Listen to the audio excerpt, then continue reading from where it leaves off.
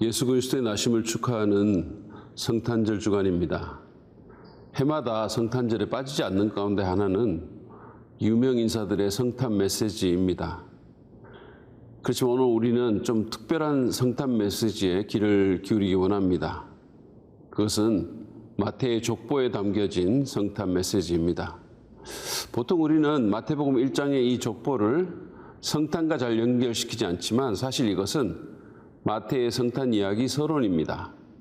이 마태의 족보가 우리에게 전하고자 하는 크리스마스 메시지는 무엇일까요? 먼저 첫 번째는 하나님의 우리를 향한 사랑은 참으로 놀랍다는 것입니다. 마태에 의하면 크리스마스 스토리는 지금으로부터 2000년 전인 1세기 때 시작하지 않습니다. 마태에 의하면 크리스마스 이야기는 주전 2000년, 즉 지금으로부터 4000년 전 아브라함 때부터 시작됩니다. 마태는 예수님의 탄생 이야기를 하면서 1절에서 이렇게 말합니다. 아브라함의 자손이요 다윗의 자손인 예수 그리스도의 계보는 이러하다. 이 말은 하나님께서 예수님이 아브라함과 다윗의 후손으로 태어나도록 오래전부터 준비하셨다는 뜻입니다. 실제로 창세기 12장에 보면 하나님은 메소포타미아 지역에 살고 있던 아브라함에게 나타나셔서 이렇게 말씀하시죠. 1절부터 3절을 보시죠. 너는 네가 살고 있는 땅과 네가 난 곳과 너의 아버지의 집을 떠나서 내가 보여준 땅으로 가거라. 내가 너로 큰 민족이 되게 하고 너에게 복을 주어서 네가 크게 이름을 떨치게 하겠다. 너는 복의 근원이 될 것이다. 너를 축복하는 사람에게는 내가 복을 베풀고 너를 저주하는 사람에게는 내가 저주를 내릴 것이다. 땅에 사는 모든 민족이 너로 말미암아 복을 받을 것이다. 하나님은 아브라함에게 고향 땅을 떠나서 하나님이 보여주시는 땅, 즉 지금의 팔레스타인 땅으로 가라고 하셨습니다. 그러면 그런 큰 민족이 되게 하시겠다고 말씀하셨죠. 아브라함은 당시 자식이 없었던 사람입니다. 가문도 못 이룰 사람에게 큰 민족이 되게 하겠다고 하셨는데 실제로 그는 하나님의 기적적인 역사 가운데 이스라엘이라는 한 민족의 조상이 되었을 뿐만 아니라 시공을 초월하여 믿음을 가진 모든 사람들의 조상이 되었습니다. 하나님은 또한 그의 이름을 유명하게 하겠다고 했습니다. 오늘날 지구상에서 아브라함을 모르는 사람은 거의 없습니다.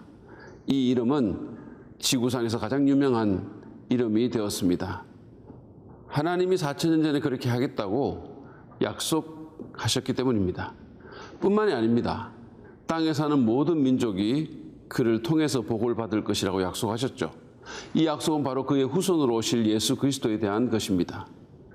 우리는 오늘날 예수님을 통해 모든 민족이 복을 받고 있는 것을 압니다. 제가 지금 이 말을 하고 있는 이 순간에도 누군가가 예수님을 믿고 하나님의 자녀가 되어 뛸 듯이 기뻐하고 있을 것입니다. 근데 영적인 복만이 아니죠. 기독교를 받아들인 나라마다 문명이 발전하고 국가가 변했습니다. 유럽이 그랬고 미국이 그랬으며 우리나라도 그러합니다. 아무튼 마태의 이 족보는 하나님이 우리를 복주기 위해 얼마나 오랫동안 크리스마스를 준비하셨는지를 분명히 보여줍니다. 아브라함의 생애 가운데도 예수님의 탄생이라는 이 크리스마스가 무산될 뻔한 사건이 여러 번 있었습니다. 그 후 2000년 동안 예수님의 탄생이 무의로 돌아갈 위기가 얼마나 많았는지 모릅니다.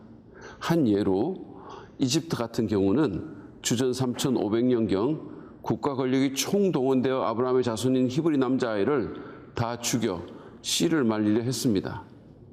페르시아 제국의 2인자인 하만은 유대인들의 인종 청소를 시도하기도 했죠. 그러나 하나님은 그 많은 세월 동안 그 모든 위기를 넘기며 포기하지 않고 우리를 위해 크리스마스를 준비해 오셨습니다.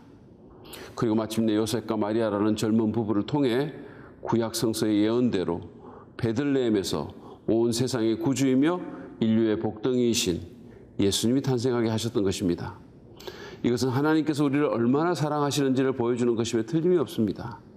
그러지 않았다면 그 오랜 시간 동안 그 역경과 위기 가운데서 계속 우리를 위해 이 크리스마스를 준비하지 않으셨을 것입니다. 성경을 한 구절로 요약했다는 요한복음 3장 16절은 이렇게 크리스마스의 의미에 대해서 설명하죠. 하나님이 세상을 이처럼 사랑하사 독생자를 주셨으니 이는 그를 믿는 자마다 멸망하지 않고 영생을 얻게 하려 하심이라. 여러분, 크리스마스는 하나님이 하나밖에 없는 독생자를, 그 귀한 아들 예수 그리스도를 우리의 구원을 위해 선물로 주실 만큼 우리를 사랑하심을 보여주는 사건이라는 것입니다.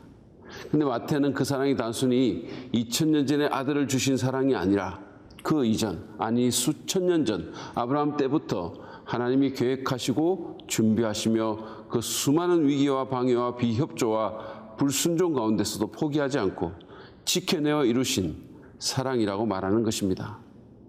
하나님은 그렇게 맹렬히, 끈질기게, 집요하게 우리를 사랑하십니다. 우리를 살리고 싶어서, 우리와 영혼을 함께 보내고 싶어서, 우리가 죄로 인해서 멸망하는 것을 차마 보실 수 없어서 그토록 오랫동안 준비하여 엄청난 대가를 지불하고 그 모든 위기를 넘기시며 나라들의 흥망성쇠까지 조정하시며 마침내 예수님을 보내신 것입니다. 그것이 우리를 향한 그분 사랑의 깊이요 넓이입니다. 그 사랑을 받아들이고 예수 그리스도를 믿으시기 바랍니다. 이미 믿은 분들은 그 처음 사랑을 회복하고 감사하며 그 사랑의 의미를 새롭게 발견하는 크리스마스가 되기를 간절히 바랍니다. 두 번째로 마태의 복음의 이 족보는 하나님께서 불완전한 사람을 통해 당신의 미션을 이루신다는 성탄의 메시지를 우리에게 전해줍니다. 마태의 족보를 보면 인류의 구원자를 이 땅에 보내는 이 엄청난 미션을 이루는 일에 전혀 적합하지 않은 자격 미달의 사람들이 동원된 것을 쉽게 알 수 있습니다. 다 그러하지만 특별히 그 가운데서 몇몇 사람들을 주목해 보도록 합시다. 먼저 2절 하반절부터 3절 상반절을 보시죠. 야곱은 유다와 그의 형제들을 낳고 유다는 다말에게서 베레스와 세라를 낳고. 야곱은 거짓말쟁이였죠. 유다는 자기 며느리 다말을 창녀로 착각해서 관계를 맺은 폐륜자였습니다. 5절을 또 보실까요? 살몬은 라합에게서 보아스를 낳고 보아스는 룻에게서 오벳을 낳고. 라합은 창녀 출신이었고 룻은 가부요 가련한 모압 여자였습니다. 6절을 또 보시죠. 다윗은 우리아의 아내였던 이에게서 솔로몬을 낳고. 잘 아시다시피 우리아는 다윗의 충신이었습니다. 그는 그 충신의 아내를 범했고 자신의 범죄를 은폐하기 위해 우리아를 죽음으로 내몰았습니다. 마태는 밧세바라는 이름을 쓸 수 있었지만 다윗의 이 범죄를 부각시키기 위해, 아니 충신의 아내를 범한 이런 범죄자도 하나님께서 용서하시고 고쳐서 은혜로 쓰실 수 있음을 부각시키기 위해 우리아의 아내라는 표현을 썼던 것입니다. 그것은 사실 앞에서 본 유다의 경우에도 마찬가지죠. 그냥 유다는 베레스와 세라를 낳고라고 쓸 수 있었지만 굳이 유다가 범한 며느리 다말의 이름을 거기에 넣어 유다는 다말에게서 베레스와 세라를 낳았다라고 쓴 것입니다. 하나님은 이런 사람도 쓰셔서 크리스마스라는 대미션을 이루셨음을 강조한 것입니다. 이어서 16절 말씀도 보시죠. 야곱은 마리아의 남편 요셉을 낳았다. 마리아에게서 그리스도라고 하는 예수가 태어나셨다. 요셉은 갈릴리 나사렛이라고 하는 깡촌에 살고 있던 가난한 목수였습니다. 그리고 예수님을 낳은 마리아는 학교 문턱에도 가보지 못한, 아무도 주목하지 않는 10대의 시골 소녀였습니다. 이런 사람이 크리스마스의 주역이 되었습니다. 포인트는 명백합니다. 하나님은 불완전하고 자격 미달인 사람들을 쓰셔서 당신의 미션을 이루십니다. 이것은 세상과 너무 달라서 우리가 참 잘 못 받아들이는 레슨입니다. 여러분, 세상을 보십시오. 세상은 성공한 사람들, 자격 있고 잘 갖춘 사람들을 주목하고 그들을 써서 나름의 미션을 이룹니다. 세상은 이런 사람에 주목하고 이런 사람을 씁니다. 그리고 그 가치에 맞는 대우를 하죠. 그게 세상의 방식입니다. 그러나 하나님은 인류 구원을 위한 성육신 사건이라는 지상 최고의 미션을 위해 전직 창녀, 불륜남, 이방인 출신 가부, 우상숭배자, 가난뱅이, 무학의 10대 시골 소녀 등을 쓰셨습니다. 자신이 불완전하고 자격 미달이라는 사실로 인해 의기소침해 있으십니까? 너무 평범하고 별 볼 일 없으며 내세울 게 아무것도 없다고 생각하십니까? 그래도 괜찮습니다. 하나님은 그런 당신도 쓰실 수 있습니다. 왜냐하면 하나님 나라의 운영 체계는 자격이나 공로가 아니라 은혜이기 때문입니다. 바울은 고린도전서 1장 26절에서 28절에서 이렇게 말합니다. 형제자매 여러분, 여러분이 부르심을 받을 때 그 처지가 어떠하였는지 생각하여 보십시오. 육신의 기준으로 보아서 지혜 있는 사람이 많지 않고 권력 있는 사람이 많지 않고 가문이 훌륭한 사람이 많지 않았습니다. 근데 하나님께서는 지혜 있는 자들을 부끄럽게 하시려고 세상의 어리석은 것들을 택하셨으며 강한 것들을 부끄럽게 하시려고 세상의 약한 것들을 택하셨습니다. 하나님께서는 세상에서 비천한 것들과 멸시받는 것들을 택하셨으니 곧 잘났다고 하는 것들을 없애시려고 아무것도 아닌 것들을 택하셨습니다. 여러분, 자기가 없다고 생각하십니까? 아는 것도 많이 없고 흠이 많다고 생각하시나요? 하나님은 그런 당신을 부르셔서 당신의 무자격에도 불구하고 은혜 가운데 당신을 쓰십니다. 그러므로 힘을 내고 용기를 냅시다. 겸손히 하나님의 은혜를 구하고 믿음과 감사함으로 그 은혜를 받아들이는 우리가 되었으면 좋겠습니다. 그리고 다른 사람에게도 은혜를 베풀어 줍시다. 용서하고 용납하고 두 번째 기회를 줍시다.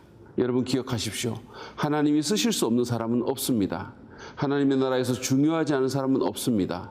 어떤 인생도 하나님의 은혜에서 제외된 인생은 없습니다. 하나님은 흠 많은 당신을, 아니 당신도 거의 포기한 당신의 배우자나 자녀를 위대한 하나님의 미션을 이루는 일에 쓰실 수 있습니다. 사실은 그것이 하나님의 전공입니다. 그분은 은혜로 자격 미달자를 택하시고 부르시며 기쁘게 사용하십니다. 이것이 이번 크리스마스에 마태가 그 족보를 통해 우리에게 일깨워주는 중요한 메시지입니다.